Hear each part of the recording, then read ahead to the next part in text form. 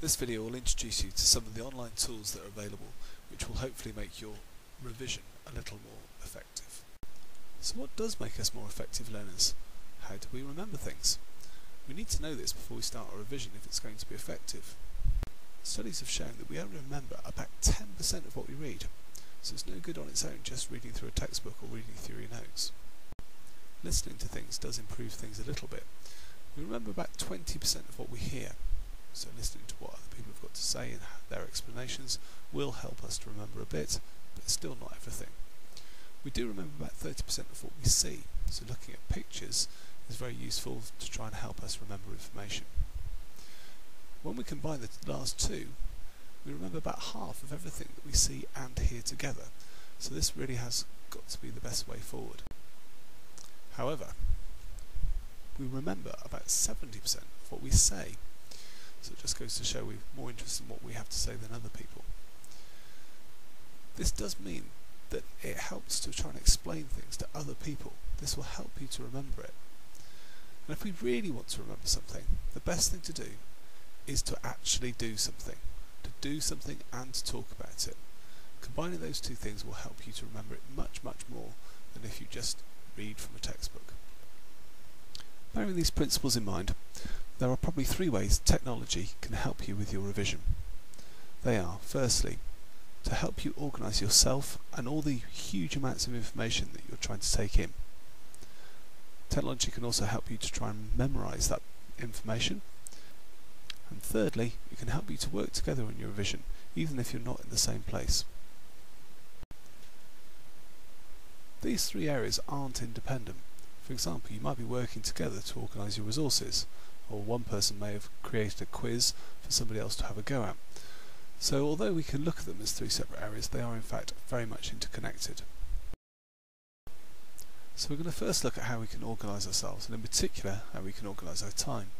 The most obvious way of doing that was simply with a stopwatch. So we could maybe use a mobile phone, or we could possibly use an online stop clock. The advantages of this are that whilst there's a stopwatch running on your computer or on your phone, it might deter you from using it for something other than what you should be doing.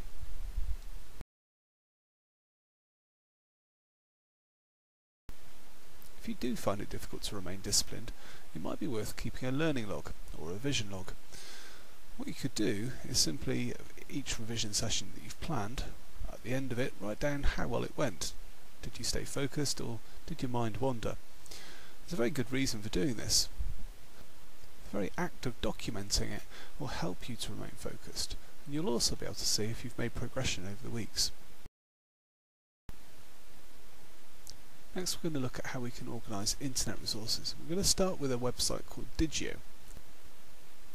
When you go to the website and you log on for the first time, you'll be asked to set up a user account. Do make sure that you use your school email address. The reason for this is you'll get additional privileges because you're part of the school. Once you've done that, you'll need to go to Tools. One of the tools is something called a Digilet. A Digilet is basically just a favourite. It sits on your favourites bar. But when you click on it, something very special happens. It basically makes a pop-up menu bar appear.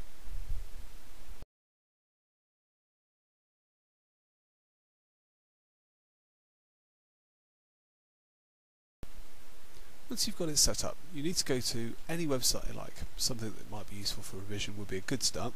So in this case, we're looking at Wikipedia and we're looking at erosion.